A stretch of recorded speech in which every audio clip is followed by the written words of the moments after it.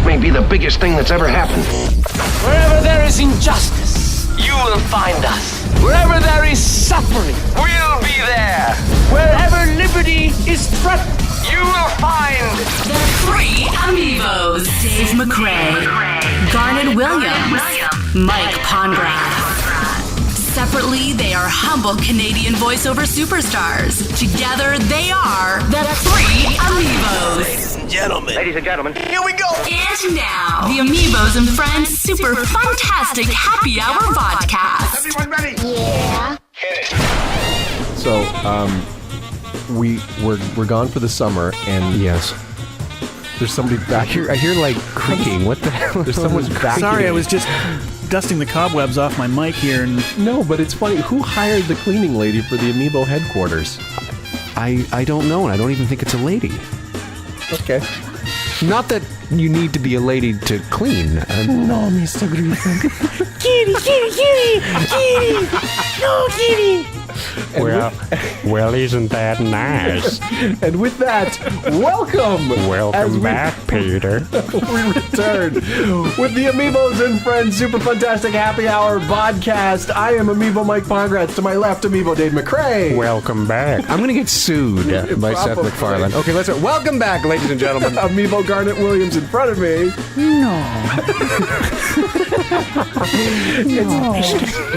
So there's a reason why we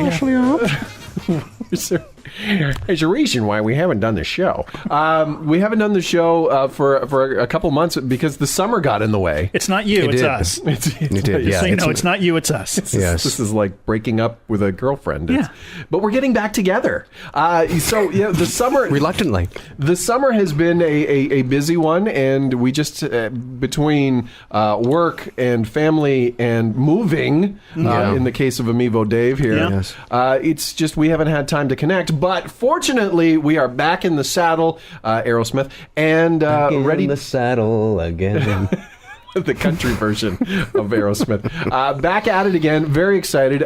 It was a good summer, I would say, from a collective AmiVO's perspective, because we worked, which was good. We did. I think it was a very productive summer. I think when you're a voice artist, you always hope for a very productive summer, because the summers usually are they slower times. Yeah. And then things start to pick up towards the fall again, or towards the end of the summer when they're getting ready for the fall. So yeah, to be able to work is always good, and to have regular gigs is always which good. is, I think, that's the aspiring goal for most full-time voice talent. That's right. And Mike and I have just re-signed to continue being with Blue Ant Media. Yes. Love the Blue Ant Media. They're great. They're good peoples. They're great. And Garnet, we finally have a trio connection. Yes, we do. With work. Yes. And it's the fact that Blue Ant Media, which is the parent company for a couple of TV stations that we image up here, Garnet is doing a show. Yes. For one of them. And can you tell us the name? I can. It Okay. actually, it's on tonight. Oh. The first episode of my show airs tonight. See you guys Okay, later. And I guess we're going to have to delay the show a little more. Very cool. And the name of the show? It's a new channel that's launched called Cottage Life, based on the well-known magazine Cottage Life. And the programming on the channel basically going to do some, people with cool cottages, people with cool camping and hiking, fishing, hunting, all that kind of stuff, right? Nice. And this show is called My Retreat, which focuses different people showing off their quirky, weird Retreats. Yes, cottages Cottage basically, retreats. from all across Canada, and all different weird locations and stuff like that. And I narrate the show. And now the cool thing about you narrating the show is you actually get to do it out of your house. Yes, this was a dream come true, because the last couple of TV series were commute into the studio, but no, we just do it via phone patch in the home studio, and bang out 2 episodes per session every week, and there you go. That's awesome. So now the AmiVO's have finally conquered one company. Now we just have to build our way around 2 other ones. I don't know what we can do. Well, we've done a spot together now. Yes. Which you can see on Facebook. Well, I think, do we have it on the AmiVO's? It's a radio spot. I linked it via SoundCloud to our AmiVO's page. It's a I believe my line was, "I'm Matt. I'm number 22." Yeah. My name is Jason. I'm Reason 73. Oh, Reason. I'm Reason 20. See, I'm totally I'm wrong. Mike, just because. Nice. Yeah, because it's a common name. Yeah. Yes, it is. Well, not anymore, but... But yeah, it was a local commercial for, on province-wide local. I like being a kid again. Yeah.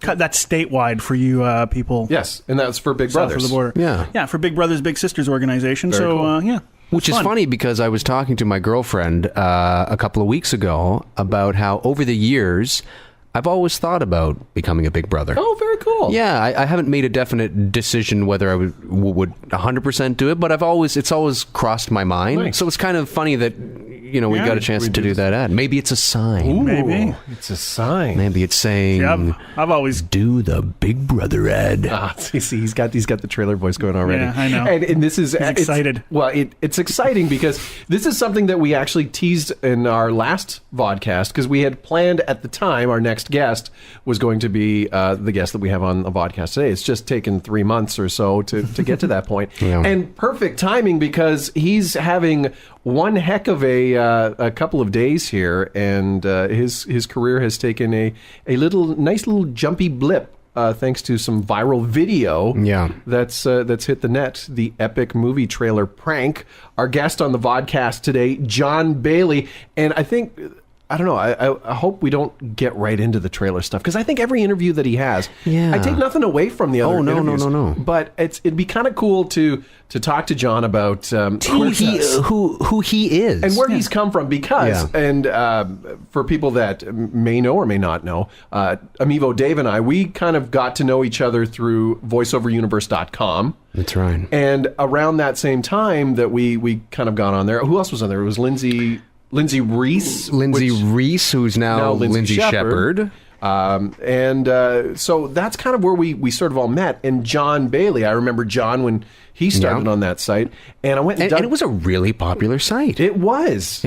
And I mean, to this day, there's still people that go on there, and but Facebook, Twitter, everything else has exploded. Yeah. I found some old blog posts of Jon that sort of document where his career started to where it is now. Right. And it's kind of cool because he posts about his first job, his first paid job, and sort of things that happened. An ironic thing is around the time that Ted Williams got his big break.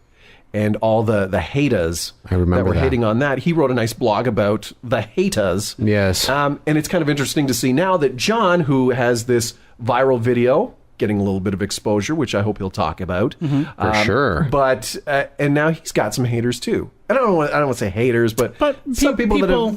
a little bit of professional jealousy. Aren't being as supportive as they should. So it'd be cool to talk to him about that and just really talk to Jon about Jon and his career and how he's kind of come because up. he's I don't know him personally, obviously, and the three of us don't. But from what I do know and what I've seen and some of the interviews I've actually seen him do with other people. His Facebook posts. He just seems like a really nice guy. Like really genuine, really down to earth and real. Humble, very humble. Exactly. And he's got a great story too. So we're going to build. We're going to build. Instead of, okay, monkey boy, do the trailer voice. No, we're going to build. Dance, Jon, dance. And actually get to know him. That was my monkey. Before we then say, okay, monkey boy, do the tricks now. Because I can't wait to hear Trailer Dave and Trailer Jon. Yeah, we're going to have dueling trailer voices, so that's going to be fun. It'll be, you're set. Yeah. I'm envious, because I get hired to do that voice a lot. It's one of the signature deliveries that I get hired to do, whether it's promos or trailers or whatever it be, or just sometimes I get hired on the corporate side too because they want that kind of voice to introduce something that they're doing, right? Exactly.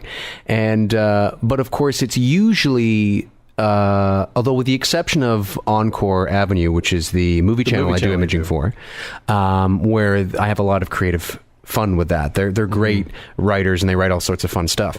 But that aside, normally when you're reading something, it's pretty straightforward. There's not a lot of room for creativity. You're just kind of reading A, B, C, D, E, F, G. You know what I mean? It's just right there. So when I saw the video of John walking on the street. Where he's trailing people and doing the voice. That just seems like a lot of fun. Now, I know he's being fed lines, but it just seems like a lot of fun. Oh, and then we can ask him about that too, like the whole process. I would love to be, because you take that voice, and it's always fun to take that voice and have fun with it, like in a world where Mike Pongracz is wearing a red Blue Jay hat. He is the king. He is the best. Wow. Or say something like, he's wearing spandex. I'm glad you didn't say, you're the sucker for following the Jays this year. You're the sucker for following the Toronto Blue Jays this year. That's better. Get off the bandwagon, use SOB. I think Dave's ready for this.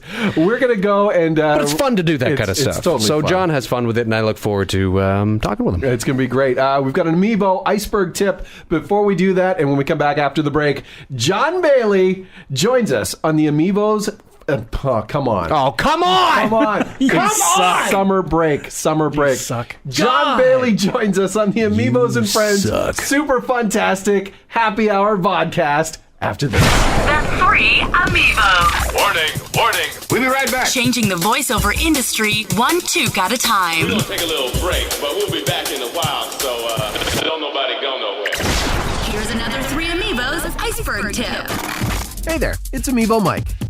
For projects not recorded at a professional studio, here's a little tip that can help you out in the event you need to do retakes for a project you've already submitted. Now what I'll do is when I finish a project, I'll save a doc file to the same folder that I saved the audio. In that doc file, I'll write down where I recorded it, like in my home studio or if I'm on the road from a hotel or a car. I'll also write down what mic I used, because some of us use different mics for different projects. Finally, the most important thing is I'll write down what time of day that I actually recorded the file, because, let's face it, your morning voice does not sound like your 2 o'clock voice, and your 2 o'clock voice generally doesn't sound the same as your 7 o'clock voice. So if you can figure out what time of day you tracked the file, you might be able to save on some painstaking EQ matching time. Now, it's not going to be perfect, but at least you'll have a good shot of keeping it as close to the original as possible. And now, the AmiVO's and Friends Super-Funtastic Happy Hour VOdcast. Everyone ready? Welcome back to the AmiVO's and Friends Super-Funtastic Happy Hour VOdcast. This is exciting. I've waited for this day. And we teased this at the end of episode 5 because I was really psyched to have him on. And for a number of reasons, one being, and it's kind of cool, Dave and I, we met first off really through voiceoveruniverse.com. Yeah, we did. We were on like the little chat things and talking with Lindsay Shepherd. That's right. Back in the day. Before she was Lindsay Shepherd. That's right. And one of the guys who I still remember to this day when he first, kind of the first signing ons of, was our guest on the VOdcast, and he's having a heck of a day. He or at least a is. heck of a couple of days anyway. The man has gone viral, and not in the sixth sense. No. No, in a good way. In a good way. In a very good way. Welcome to the AmiVO's and Friends Super-Funtastic Happy Hour VOdcast, Mr. Jon Bailey, everybody. Jon Bailey. Hello, three AmiVO's. John is you. Seriously, you are the. I don't want to say it's the Cinderella story, but I have seen your career from the early days to now, and it is a fantastic tale. And as far as rooting for somebody, you are the guy that I root for in the voiceover community, because not only do you have a lot of, like, you've got talent galore, natural talent that not everybody sort of gets, and to be able to manipulate your voice, to have a love for this business.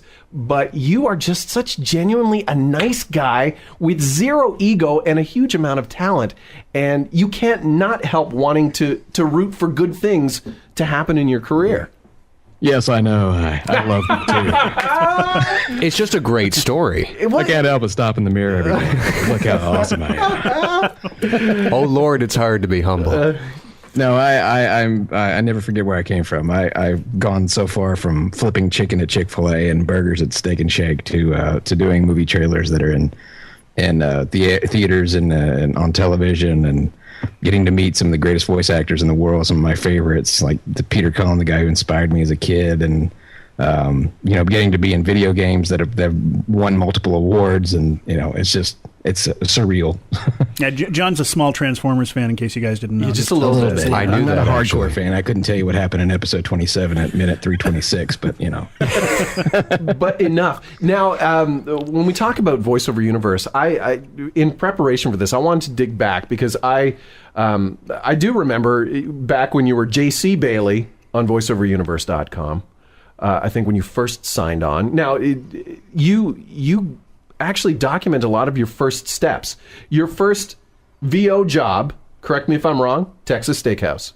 That's correct. Oh. And I didn't know that we were playing another round of John Bailey trivia today. No, it's not really John Bailey trivia, but reading what you had posted on your blog there about your first gigs and about getting into the business and being able to do this and getting paid to do what you do, what you love, it's really amazing to sort of look back on that and see where you are now. Like, do you find yourself every once in a while kind of digging back into your archives and sort Oh no, I never forget, man. I never forget. I want to make sure that I remember later on, so I don't become one of those guys that people at conventions go, man, that guy's really cool, but he's such a jerk. Yeah. Oddly enough, I booked that job. Not only did I book that job as my very first job, but that job came from my demo, which I wrote that part myself because they told me up front they didn't have a lot of scripts that would work with what I could do. Could I write some of them? So I came up with this fake restaurant called O'Grady's, and that clip got me the job for Texas Steakhouse. So Nice. I kind of got my own job by writing that script for that voice. Now, when That's you great. when you were starting out, now for people that don't know, I mean, you're like the quintessential family man.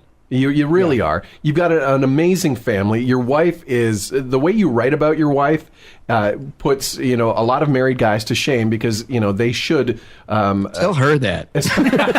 But you want to espouse. You're totally right, because I mean, I will see you post on Facebook, and I think just recently you posted about either your 13th or your 14th wedding anniversary, correct? It was the 14th anniversary of the date that we met. We met on Labor Day. Okay, well, there you go. And I just saw that the other day, and your words were just beautiful, and you very rarely see that on such a public forum, and I just think it's great, Well, and in this business, especially if you want to be successful, because it's and I mean, you'll be the first to agree here. I would think that it's a tough business, not only to get into, but to be successful and make a living off of. Right. And if you're going to do that as a family man that has kids, you're taking a big risk. You need that support from your family. And how important was it for you to have that support from your wife and from your kids? Yeah, well, first of all, industry secret, any posts you see about my wife on Facebook are usually to get me out of hot water. I knew it. She's the whole reason that I got into it. It was just something I did ever since I was a kid to keep from getting beat up at school, or I was getting in trouble with teachers for it. It's just the same thing with like Rob Paulson and Jim Cummings. It was a very similar story.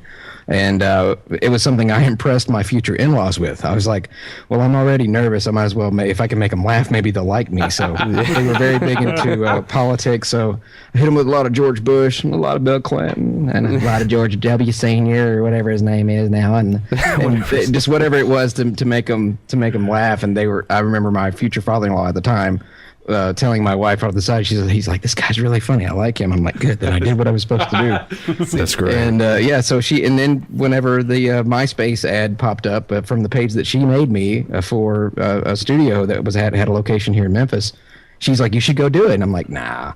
She said, well, the worst they can do is say no. And that's the best advice anybody's ever given me. So anybody gives me a voice match or a trailer, and I'm like, well, the worst they can do is say no. So That's true. But yeah, because we have 4 kids and because one of them is autistic, being a stay-at-home dad has been really, really helpful with that, because sometimes it's the only way I can communicate with him. I tell the story a lot. In fact, this was the story I used to impress my agency with. But he wouldn't buckle his seatbelt one day, and I spent 30 minutes, and we had a minivan, and that was impossible for me to get in the back and actually buckle him in, and he was just refusing. We couldn't leave until he did. So I gave up all hope of trying to be regular daddy, and I said, Zachary, You must buckle your seatbelt to stop the Decepticons. And he immediately goes, yes, Optimus Prime. Click. I was like, why didn't I think of that 30 minutes ago? Wow. So whatever he's in the mood for, whether it's Mater that day or whether it's, whatever's in his head, that's the voice that I'll do if we have trouble trying to get him to cooperate, for his own safety. That's what I'll do. So it's been helpful. It's like what Pat Fraley used to say. Voice acting is not just for people who want to do it professionally. Reading to your kids and absolutely. It's for going through the drive-through. I do it all the time with the drive-through. I've had so much fun at drive-throughs. Oh, it's great. Now being able to have, you have this ability and being surrounded by people, especially family and friends that, I think we all tend to get this. It's that, oh, you're so good, or you're so good, you're good at this, you're good at this. Again, going back to an early post, because again, we've seen, through some of these blogs, you see the ups and downs of your career. And the one post that you did sort of early on where you were getting conflicting opinions. Yeah. Where it plays on your psyche, because as actors, as a voice talent, as anything, you have people telling you you're great, and then people telling you that you're not great, and it's just this play. How did you sort of deal with that? How did you get over that hump of the hardest negativity to get over with was my own family. My dad he's just old school. He's the guy that you go to work every day, you clock in, you clock out, you get your check at the end of the week. This was not a real job. That's his actual words. My older brother Craig always wanted to be a voice actor. He was the one that helped me as a teenager find out who did what characters and who was what movie trailer voice guy. And he was one of the first guys. He actually is the guy behind voice actors in the news. And back then he was working for ODP, trying to compile information about different voice actors, demos, pictures, whatever he could find. So he really helped me with the information about who was who and who did what. And we listened to Pat Fraley's character tapes together. And my mother thought he was the talented one in the family. She's like, no, you shouldn't do this job. Leave this for your brother. So, yeah, it was an uphill battle. And I had guys that are 30, 40-year veterans that listened to me. And I made rookie mistakes back when I first got started and I wasn't professional yet. And I did the same thing a lot of people do. Hey, I can do all these characters that somebody else already does, but I can do them really well. And I had 30-year professionals saying, you're nowhere near a career. You shouldn't even think about this. You're at least 10 to 15 years away, if that, or you should just find another job. And I even after I got started, it was my first year. And when you guys probably remember this from Voice Over Universe, when Zurich featured the Book of Eli trailer. That's right. Yes. I had somebody call me and threaten me with jail time because he said, you're violating SAG law and SAG rules, and I wouldn't want you to go to prison with you having a family and all. And I'm like, what are you talking about? Wow. And he's like, well, there's a lot of people. And when he sent me this email, and he was asking a lot of personal information, and who is my manager, who is this, who is that, and do I have an agency, am I in SAG? And I said, look, these are international trailers. I'm not violating any rules here. I'm trying to get into SAG. And then when he sent me the email about what rule I was violating, it was about the whole ordeal where people were recording scratch and the companies were using the scratch for finals and not paying the people who did the scratch. Right. Like, it has nothing to do with what I'm doing at all. Yeah. And then when I contacted my manager at the time about it, he's like, oh, we know that guy. He's an agent for several big movie voiceover guys. Of and course. He probably got in trouble because they weren't booking the job that you booked, and now they just felt threatened. He said, so you're obviously doing something right. Fascinating. So, I mean, you get to that point now where you're working, you're getting paid, and you still have sort of doubts and reservations. What was it that got you over that hump? It's one of those. I even heard some of my favorites, some of my heroes in the business go through bouts of depression. And after I started doing this for a full-time career, I understood, because when you have that 90 business day wait between the date that you get invoiced and the date you get paid, and then you do the job and you don't even get an invoice for a month, you don't even know. And I've had times where I recorded something and then heard it in the theater and never even knew that I booked the job.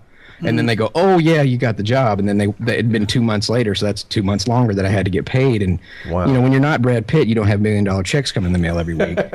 So waiting for those checks to come in, I mean, by job, they pay really well. But when they don't come in every single week and you have to wait, 3-4 months at a time, you can go into debt and you can come close to bankruptcy and losing a house and getting behind on mortgages, just waiting for the checks to arrive, and then taking all the money that finally comes in, putting it all back in that hole and barely break even or still be behind. So it's a very uphill battle. It can be pretty tricky for sure. Yeah. So I have to find other means, which is why I started doing more YouTube stuff, because it may not be much money, but at least it helps out with the bills when the bills come due. Well, it's interesting you bring that up, because I was going to say, you have made, you're one of the few, if I don't know of too many voiceover talents that are actually making making a side living through YouTube's and the click-throughs and the subscribers.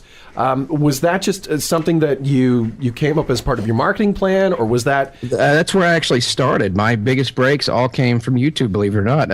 My first manager found me when I did my favorite movie trailer guys. Oh, the 5 guys. I've heard other people do that before. And he was looking for somebody that after Don passed away, and he found me. He's like, I wasn't just impressed with your ability, but also the fact that you knew who these guys were. Most people have no idea, other than Don LaFontaine. They don't know who Ashton Smith is or Bo Weaver. That was back before everybody was popular because of YouTube videos and whatnot. And then later on. The guy from 2K Games for the XCOM series found me doing Optimus Prime's voice, because it's just a character I love to do. And he's like, you know what? I don't want to go through the red tape of auditioning people and listening to 500 people when I know what I already want. He found out my agent's information, ran the job through them, and the next thing I know, I've got this major iconic character in a major multi-award-winning franchise that's got a sequel coming out and several downloadable contents, and it's just been a big deal. And I love doing video game characters. They're hard sessions, but they're so much fun. Now, first time I ever got to play a villain too, which was a lot of fun. Oh yeah, they're always the best to play.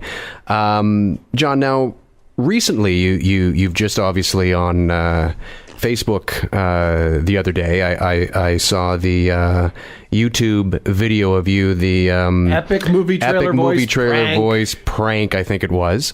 How did that come about, and how are you handling sort of the explosion of notoriety from that video? I'm sure you're also getting positive feedback, but I'm sure you're also getting some party poopers out there as well. There's always a naysayer here and there. Oh, for sure. Well, first of all, I've seen other videos that have to do with voiceover go viral, and the outcome was mediocre, if not negative. And so I'm not going to get my hopes up. This is a cool thing, and I ride the wave while it lasts. But I still have a career, which is what I really focus on. And that's the most important thing. Yeah, exactly. And where it came about from was the guys at Break.com had a guy that tried to do his version of the movie trailer voice, and it was more like a prepubescent teenager trying to do Vin Diesel more than anything else. So it was me that they got rid of, right? Yeah, me trying to do trailers. And it was, for what it was funny, because the honest trailers are more of a fake trailer than a real trailer, and I'm so used to doing actual movie trailers. In fact, that was some of the most negative comments I got at first was like, this sounds too much like a real trailer. Yeah. So I kind of hammed it up and cheesed it up as we went, but he was shipped overseas, and they needed a replacement to do the Honest Trailers voice. They saw my videos online, and then they went to my website and realized I did it for a living, and they said, hey, would you be willing to help us out with Honest Trailers? I had no idea what Honest Trailers were at the time, and I'm like, yeah, sure, so we went over the script, and they're really long. I mean, real movie trailers take less time and less work than these things do. Yeah, for sure. But they're really funny, and they have a huge following online, and they average like 2 million views a piece. And they have a branch of channels, and one of them is a prank channel called youtube.com/break. And Kevin Brewick, buddy of mine, he's on The Annoying Orange. He plays Grandpa Lemon. He does all these prank videos, and they wanted Andy, who's the guy who writes this stuff, wanted to do this thing where I basically do what I normally do in real life, but he wanted to do it as a prank. And he said, just walk around describing people or what they were wearing or who they look like or whatever.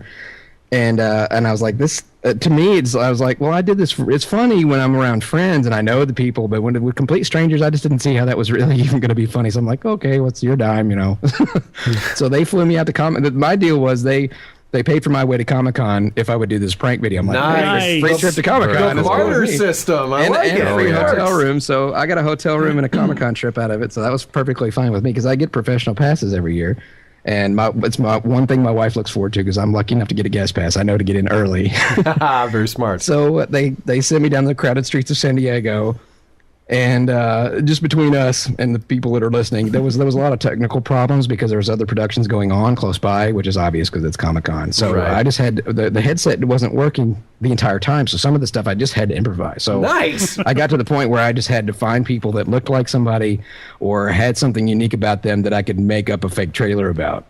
And then when we had, they didn't get enough footage. Apparently they had too much technical problems or there was too many things in the way. I'm not exactly sure what happened, but they didn't get enough footage to do the entire video at Comic-Con. So when VidCon came around, which is the big YouTube convention, they said, hey, we're going to fly you out to Anaheim and we're going to try it again. I'm like, oh, goody. So first we went to Target and we got run off by security. And then we found a nice corner next to 7-Eleven. Thank you, 7-Eleven. And so people that were going to and from Disney. And it was just so funny because, and most people were very good spirits about it. But there's a lot of negative comments saying that certain comments were racist because I said something about somebody, whether they were black or white. I'm like, well, I said white people too. Does that make me racist against you? Like, exactly. As soon as you seem to mention black people, it suddenly becomes and I was racist. honestly just describing what I saw and what the person was doing. It had nothing to do with race or religion or anything like that. It was just whatever that person was doing, that's what I described, which is what they would do in a movie trailer. That's right. Well, I love the guy that's like, are you talking to yourself? Yeah. It's like, for a split second, I thought about saying, and now he's asking me if I'm talking to myself. Curses, That's great. I remembered it afterwards. It's one of those situations where, I didn't know if how long they wanted these things to go because I'd been trapped in full conversations with people who may not have spoken very good English, and I kept in movie trailer style the entire thing. That's great. Some kid tried to give me a cookie, wanted me to sit down on a bench and eat cookies with him. So I'm like, that's amazing. I was like, no, thank you. I've already eaten. So now this thing it's blown up. I mean, you did the Good Morning America hit, which is extremely cool, and now you're riding this wave of this viral video. Is it everything you expected? Because, I mean, again, I'm digging back into the Jon Bailey blog archive.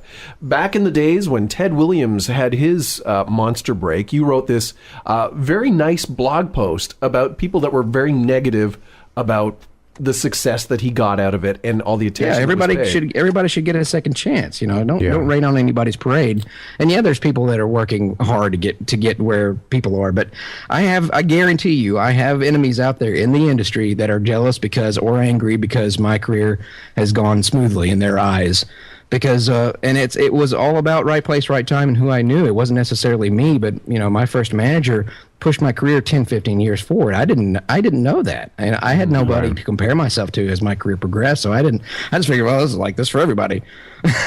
Well, and I don't think it's fair to say that you've had an easy ride. I mean, if people actually look at your career, it's been as tough a ride as anybody else, and you're just so you got a break here and there, but a lot of these breaks were designed and made happen by you because of your own hard work. Done. Yeah, I mean, just me doing what I naturally just do for fun anyway, just eventually led to people taking notice. And I don't think anybody should be faulted. You do whatever you can to get to be where you want to. I'm never going to stop being grateful and humbled that I'm doing a job that I actually love to do, because I do not want to be stuck behind a forklift wheel for 14 hours a day every day. Not that there's anything wrong with that. No, it's just a hard job, and I couldn't. I mean, it paid the bills just barely. Absolutely. But I couldn't stand that job. Just sitting there with voices in my head all day long and no way to get them out. That was torture. No, you're always going to run into people that are jealous or just want to be a party pooper, man. Because somebody just happens to be in a right spot, and they get a big break. But the big breaks come in all shapes and sizes. And, you never know. I don't put negativity out there because what goes around comes around, and if you want a big break, you need to be happy for other people's big breaks. That's exactly it. There's no getting away from it. Haters are going to hate. Haters are going to hate. If it's not you, it's tomorrow. It's somebody else that's doing better than them. They're just always they're going to be negative, and leave them to it. Yep. Yeah. Enjoy. Players gonna play. Exactly. Enjoy your success. So now, John, obviously, I mean, you've really, your career was always centered around trailers. I mean, you do a fair amount of trailer work as it is. Your heart obviously has to be in a different genre and character voices, because that's what I always wanted to do as a kid. I had a bucket list. And the bucket list going into this was to be able to do pretty much every area of the industry except for the car commercials where you have to yell at people. I never wanted to do that. Oh, come on, it's fun. An infomercial. I didn't ever want to. I've done car commercials, but they were never the kind where I had to scream at people. And I wouldn't mind doing the monster truck type thing, but yelling at people for something that's $19.99, I just never wanted to do that. Or an infomercial, because it's one of those things where, hey, get this free piece of crap you could get at a dollar store for absolutely free if you order now, and you'll get 2 of them. Yeah, and I just I don't want to do this. And it's been kind of an ironic twist, because there's been a few trailers where I knew the movies weren't very good, and I had to make them sound good anyway. So I felt like the infomercial guy. That's your job. The world of advertising. Yeah. But I always wanted to do movie trailers. I've obviously done that. I always wanted to do an audiobook, just to be able to say, because I have people coming up to me who don't understand that my career was really I really just caught a current and just rode that current on past where I really should be if I'd been doing this on my own without help from my manager or agents. And so I wanted to do an audiobook, because people were like, hey, what do you think about doing an audiobook? Or how do you do an audiobook? And I'm like, well, I don't know, because I've never done one. So I decided that I needed to do an audiobook, and the opportunity came. It's one of the hardest jobs I've ever done. I wouldn't want to do it again, but I would if I had to. My hat goes off to you, John. That's what I did. And I wanted to do movie trailers. I wanted to do video games. I've done that. I wanted to be the voice of a toy, and I didn't get but one. I got 4 of them. Look sharp, rookies. So I got 4 of those. And he's got it right there in the booth, ready to go. That's awesome. Yeah, my booth is decorated in toys with my own voice on them. So that's great. You know what? And I mean, I think that's just a natural thing for most voice guys. I mean, Garnet, you've got toys that you voiced. Yeah. I have not a complete set, but a fair amount of Air Hogs, a fair amount of Air Hogs toys that my son looks at in its nice pristine box that gets angry because I won't let him touch it. I'm like, no, you want one, you buy one. This is Daddy's. Mine's even more tempting. The Clone Trooper helmet that I did the voice for is signed by Ashley Eckstein, who did nice. And Tom Kane, who did Yoda, who's also with my manager. So it's like the epitome of the Raiders of the Lost Arks of toys for my kids to come into the. Must touch it. I wish I could do that theme. Yeah. I know what you're talking about. But that's amazing. So your bucket list is pretty much like, as far as a voiceover career, you've hit almost, I would say, everything that's everything on there. Everything except for 2, and those could be completed in the same job if I ever booked it. But to be a recurring character in a cartoon series, right, and to be in some official Transformers type thing, because it was the whole thing that got me to this point in the first place. So, yeah, those are the last 2 on the list. Remembers where he came from. Well, just like he cool. said. See, and that's and we talked with Diane Merritt in another VOdcast, and it's that same thing that she brought up, is that this voiceover community, for the most part, there are the small percentage that are the haters that are going to hate, but it's a very welcoming community, and very, very much, rah, full of support. Well, yeah, it is. Yeah, it's like what John family. DiMaggio. Something came up for me for Marcus Phoenix, and I was like, "That's John's character." So I messaged him, and I said, "Look, I don't want you getting all ticked off at me, but my agency just sent me an audition for your guy." And he's like, "Yeah, I really appreciate you let me know about that." And I have a magic suit coat that I wear. You saw it on the Good Morning America. Yeah. I wear that every time I go to convention, and it never fails. I always run into people that I really want to see. And Jon DiMaggio just walks down the street casually, and I'm like, "John, what's up, buddy?" He's like, "Hey, John, what's going on?" And I said, I just wanted to thank you for not being mad at me, because at the time I went ahead and did the audition, but I felt really bad about it, and I didn't want to tick off my agency. I just signed with them, and it's a big CESD is a huge agency. Yeah. Oh, sure. And so he said, "Look, don't worry about it." He said, "When you've been in the business longer than I am, you can just say, hey, screw you, I'm not doing this." But he told me, he's like, the voiceover industry, it's like a family, and we watch each other's backs, and that's exactly what I try to implement in my own career. Well, That's fantastic. It seems like the bigger that the voiceover actors get, the bigger their heart and the bigger their support blanket is, which is very cool, especially for talent that are up and coming and just want to do what we do on a daily basis, and because really it's the greatest job that you can have. I'd say paid from home while I sit in my underwear. I mean, come on. Yeah, I know. Yeah, I'm naked right now. Yeah. That is. I'm in a thong. We'll be back right after this. Wow, the magic of theater. The man of the who stood in the studio naked while he talked to 3 other guys. We've got to have some fun now. I know. Now we have to have the fun because now you've brought out the trailer man and. I thought you were going to get into the voice match and stuff. That's equally as fun, to be honest. Well, we'll do some of that. So Dave is our Canadian trailer guy. Good to have you. All the best voice actors come from Canada. Okay, so now we've got. Are the levels right? Oh, we've got Trailer Dave, and then now where's Trailer John? Trailer John is here. Wow. This is freaking me out. This is fantastic. It depends on which trailer you want to have. Okay, because you have the romantic comedies, then you have the hardcore action, then you have your regular dramas, and then you have your sci-fi thrillers. Can you do the Disney? And the Disney DVD. Unless you're going Tom Kane Disney, and then you could do this voice. Yeah, that's true. Now, Dave has discussed on a previous podcast of how he achieves that sound. Because when you talk normally, John, you've just got regular, normal. I would not expect if I had a regular conversation. Yeah, as many auditions as I've gotten for average guy next door, 20s to 30s, you'd think I'd booked one by now. Well, it's funny. It's funny because one of the things that I think is neat about guys like John and I mean, I'm like 5'8", 160 pounds, I think it is, or whatever. And when I get booked for trailers or for promos or whatever it is, and they don't know me, they just book based on the demo, and they haven't necessarily seen me. When I walk into the studio, they look baffled, because they're expecting hey, how's it going, you son of a bitch, and they expect like this big guy to come in, and then when I come in and they see that I'm you're a petite man, a petite man. He's wee. Yeah, they sort of look at me. They expect somebody. So, have you ever had that, John, where if they haven't seen you, comments in the viral video thing, because people like, I thought he'd be handsomer. I haven't gotten that one yet. They're expecting you to be all. I thought he'd be handsomer. They want you to be all huge and rugged and like. They don't know that I'm actually reading the comments. I'm like, well, my wife thinks so, and he's like, oh, are you the guy? Yes, it's amazing how quickly they're. Oh no, I was just being sarcastic. In a world where Jon Bailey is king, now get ready to experience him on Good Morning America. Wow. I wish they hadn't talked over me so much because they missed all cool stuff because I was like, only on ABC, based on a true story.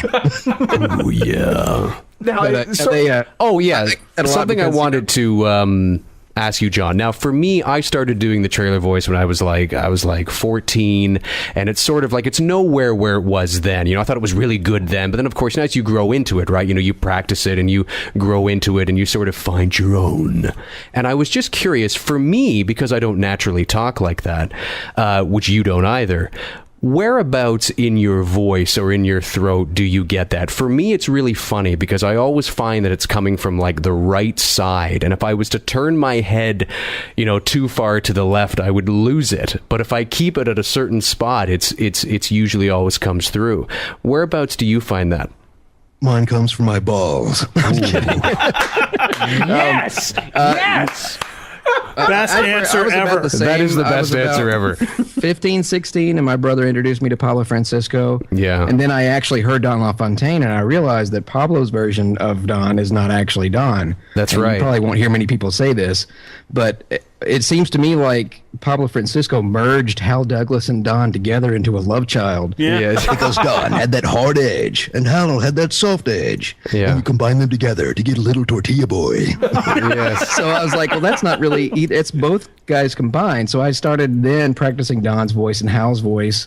And then as I started working with my manager, and I've worked with a lot of voice directors while I've worked, and producers that have helped me along the way without requiring any coaching, because these are the guys that are going to hire you anyway.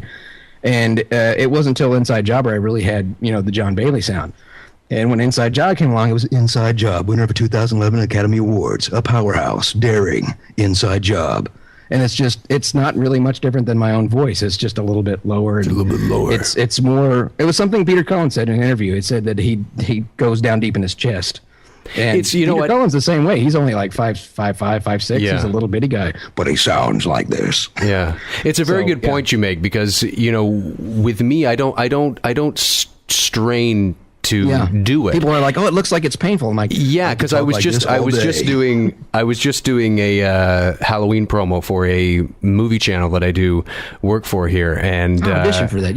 I'm just kidding. Yeah, but the woman who was the engineer hadn't seen me do that before, because 9 times out of 10 I'm not doing that voice for the network, but of course it's Halloween, so they want all that scary stuff. So when I started to do it, she was like, how do you do it? Like, where do you do it? Where does it come from? But you're right when you say that it's just sort of, we're not really shifting too much.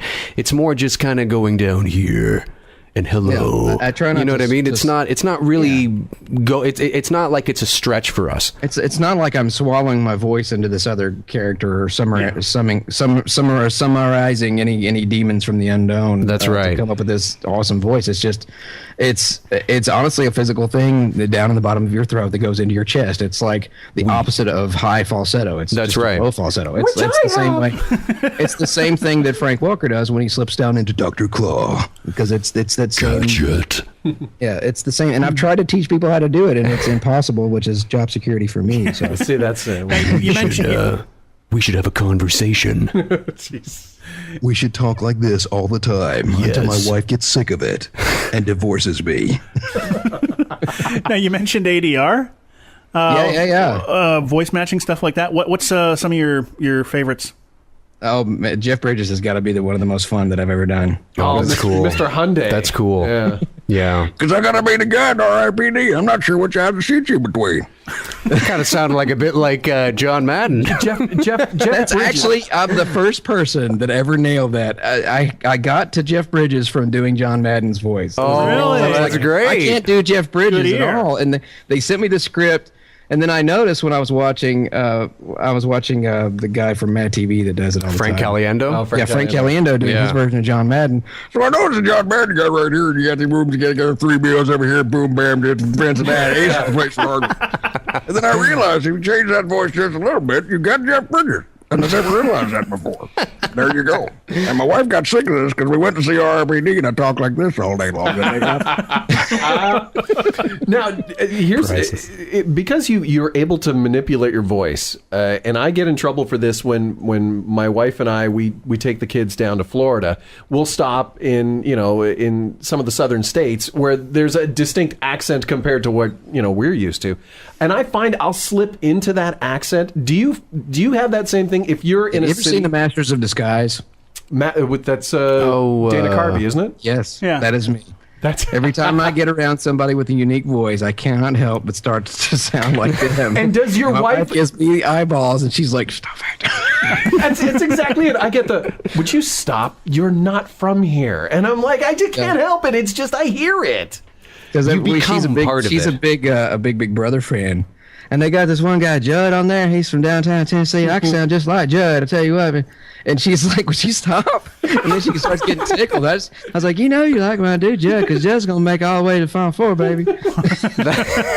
And there's only one that actually makes her turn red in the face. And that's Matthew McConaughey. For some reason, I was going to say, your Judd sounded like Matthew McConaughey. And for some reason, all of a sudden, I slip down to this, and I take this shirt off and get these abs out. And her face gets all red, and she gets all, how do you do that? Matthew McConaughey always takes off his shirt in films, doesn't he? Always takes off his shirt like that. It's in my contract. I have to take off my shirt. Yeah, I think that's a good idea. You should. Dude, well, speaking of a wife that's going to get angry is if we keep you on the line. Yes, you know what? We should let him go. John, again. Outside of the door with their arms crossed right now. Yes, exactly. Well, watching your career from where I've seen it begin and to where it is now, it's amazing. And you truly are one of those guys that from from the outside looking in, you're rooting for, and I said this, and you're like a good guy, and good guys that you want them to achieve the personal success. It's got nothing to do with money. It's got nothing to do with fame. If you're happy doing what you're doing, and you get to make a living off of it, that's what you want, and that's exactly what me personally, the AmiVO's, we see for you and want for you, and it's so cool to see you actually getting a little global recognition for your talents, and hopefully it just continues to snowball, and eventually, we'll be, begging you for autographs and stuff. That's the one thing that gets my face red is when people ask me for autographs because I'm so not used to it. It's got to be so surreal. Yeah, it is very surreal. But the one thing I can't wait to do is, a few years down the road when we have our high school reunion is to go back to all those people that hated on me and beat me up and everything and be like, loser, can you feel that? Huh? Can you feel it? Huh? I'm telling you, John, in their faces. There is a movie. If Lake Bell can do In a World, I think there needs to be a movie about Jon Bailey's story. Yes. And I would love to see that John Hughes-esque ending. This summer from Tyler Perry, it's the Jon Bailey story. Starring Medea. No, it's Tyler Perry presents the Jon Bailey story. That's it. You gotta get Tyler Perry. Jon Bailey, everybody, thank you. Thank you so much for coming on the show, John. John, you're a hoot, man, and hopefully we'll get to see you either on your side of the border or you'll come up and check us out up here in Canada. If I can get across It was the a border, I would try pleasure, to find you John. guys. It was an absolute pleasure speaking to one of my kind. Pleasure to talk to all of you in my epic movie voice. Yes. Thank you very much. Have a wonderful day. You're welcome. Yes. My head is explode now. Okay. It's just so wonderful when I can speak to my kind. We'll hit up an AmiVO fun fact and wrap this vodcast up when we return after this. And now, it's time for another 3 AmiVO's fun fact. Hey folks, AmiVO Dave here. So get this. This past February 2013, AmiVO Mike and Garnet went to Guelph, Ontario for Con G, right? And they were really, really excited to meet none other than Rob Paulsen. And you would know Rob Paulsen as the voice of Pinky from Pinky and the Brain. And he's done a slew of characters over the years, one of which was Raphael from the original Teenage Mutant Ninja Turtles cartoon back in the 80s, which I was a huge fan of. And as soon as I found out that AmiVO Mike and Garnet were heading to Guelph and were hoping to get a chance to meet Rob Paulsen, I was like, my God, I want to go. I want to be there. But unfortunately, I couldn't make it. Something had come up and I was unable to attend, and I was really bummed about it. And I thought, I'm not going to get a chance to meet Rob Paulsen. Maybe some other time. Well, about 6 months later in the summer, I was moving and I was going through some old books and photos and things like that, and I came across this photograph of the 4 Teenage Mutant Ninja Turtles from the cartoon, and on it, in Sharpie blue marker, it says, "Hey Dave, keep your shell hard and your pizza hot. Turtle Power, Raphael, aka Rob Paulsen." I'm like, oh my God, I've already met the guy. I was like 10 years old when I met him, but I met him and I didn't even know it. I totally forgot about it, and I feel like such a bum. Rob, if you're listening, I'm extremely sorry that I forgot that I met you when I was 10 and you signed this for me and it was in a book and I put it away and it just was not out on display and I feel so ashamed. Well, there you have it. Now, back to the show. And now, the AmiVO's and Friends Super-Funtastic Happy Hour Vodcast. Everyone ready? Yeah. And 3, 2. And we're back! I love it. Yes. Yeah. I guess we are. That was fun. I mean, he's a great guy. He's just a lot of fun. He is. And again, like we talked about before we talked to John, I mean, and it's been apparent, he's a nice guy. He's very down to earth. Yeah. He's very talented, and he's got a great story. And I admire the voice talents that do this for the right reasons. Mm-hmm. Right. I mean, everybody in this room does it for the right reasons. It's we do it so we get paid. Oh no, I'm just kidding. No, we do it because we. The funny thing is, I didn't even flinch. I went. Dave and I are both like, yeah. Go on. Look at that shit. No I didn't even flinch until you went. No, I'm just kidding. And I'm thinking, maybe I should react that's right. to it. Yeah, the other thing. The money's a nice side effect. However, love to do it, and if you have the talent and the ability and the opportunity, it's amazing and great to see people that do it and appreciate it for what it is, and are genuinely nice and give back. And he's fun. And again, I mean, everybody says it. He's talented. He's got the goods. And there's, when people talk about celebrities and entertainers, and there's a gazillion great actors out there. That's right. But not everybody has that spark. It's called the it factor. And I was just, I was telling this to somebody not too long ago. There are a lot of people that have the passion but don't have the dedication. There are a lot of people that have the motivation but don't have the passion. You have to have three things. You got to have the passion, the motivation, and the desire. And if you have all those three, there are Kubricks right now working at McDonald's. Nothing against working at McDonald's, but I'm just saying there are Kubricks right now working at fast food joints all over the world who will never see the light of day for their true potential because they might have the passion but they don't have the motivation. Right. You know what I mean? Or there might be a Spielberg working at a law firm and we'll never know it because maybe they don't have the desire. And it's Jon is one of those guys that's got all three. And you know what? He's got the it factor. He's also got the fifth factor. Yes. Which is a truly supportive wife. Yes. Absolutely. Yes. And to do this job and to be able to do it full time and to make it your career, it's a risk. It's a leap of faith.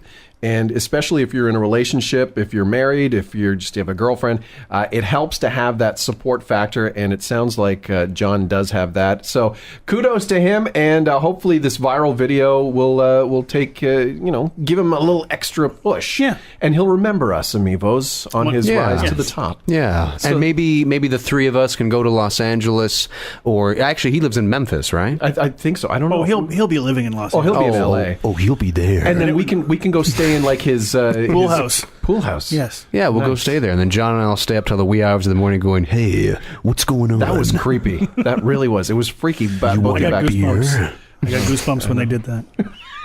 It's chilling. I'm gonna wake up in a cold sweat. The trailer guys are coming to get me. Hey, there's a movie right there. The Trailer Guys. The Trailer Guys. I still think that we need to do the five guys in a limo. Yeah, we should. We need to do the 5 Canadian voiceover guys in a Ford Focus. We should. It'd be great.